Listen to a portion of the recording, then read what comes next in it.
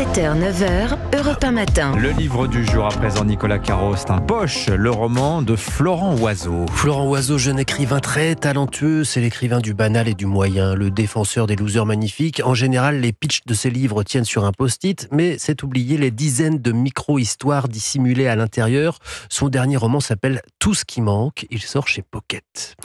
Tout ce qui manque, une rupture donc. Exactement. Alors la plus douce des ruptures de l'histoire de la littérature, quand Anna est rentrée, elle lui a annoncé que c'était terminé, ils se sont pris dans les bras, ils ont dansé un peu, un slow en silence, ils ont dîné, avocat et poulet froid, puis au lieu de casser la vaisselle, il a juste lavé les assiettes tandis qu'elle les rangeait, et ce fut tout. Il, c'est Laurentis, le héros du livre. Quand je dis héros, c'est pour dire personnage principal, parce qu'il n'a rien d'un Zorro ou d'un Sherlock Holmes.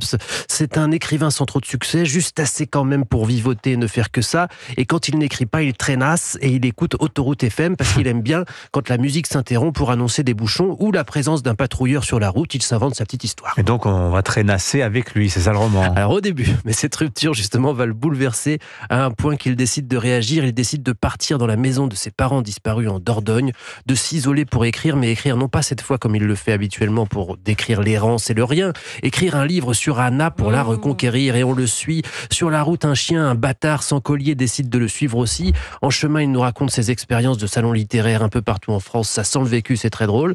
Mais attention, dans le village, ça ne rigole plus. Dès le lendemain de son arrivée, le maire toque à la fenêtre pour le prévenir que quelqu'un s'en prend au chien du coin. Il y a déjà eu plusieurs victimes. Laurentis essaye d'abandonner le sien à quelques dizaines de kilomètres pour lui sauver la vie. Mais peine perdue, il revient toujours. Heureusement, 2 gendarmes sont sur l'affaire, dont le commandant Defalcon, un dandy lecteur de Rebattet qui a toujours une citation pour chaque situation de la vie.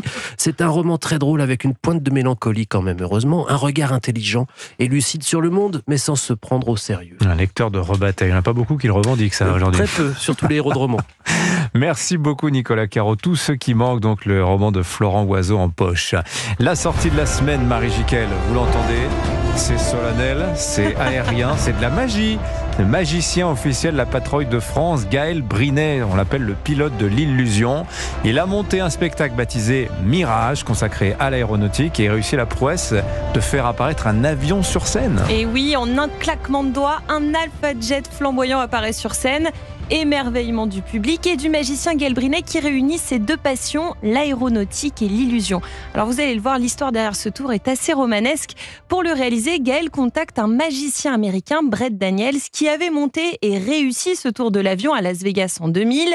À l'époque, cette prouesse attire d'autres magiciens qui vont même proposer des millions de dollars pour racheter les droits du tour.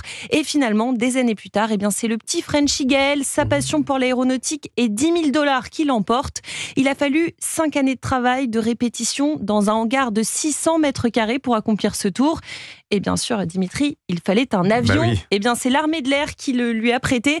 Un appareil lourd de 3 tonnes. L'armée de l'air qui a dû valider le tour, comme nous le confie Gaël. Il a fallu que je présente un showcase, donc une avant-première. Nous, le chef d'état-major de l'armée de l'air française est venu, donc j'avais beaucoup de pression sur les épaules, mais même si la veille, pour tout vous dire, ça ne marchait pas, on avait eu des gros pépins, on a cassé la scène sous le poids de l'avion. Et le jour même, ça a marché. Quelle pression. On a eu une standing ovation et j'en ai pleuré pendant près de 5 minutes sur scène de joie et de soulagement. Voilà, ça peut être dangereux, la magie. Alors, n'imaginez pas non plus que Gaël pilote l'avion. L'avion n'est plus viable pour voler.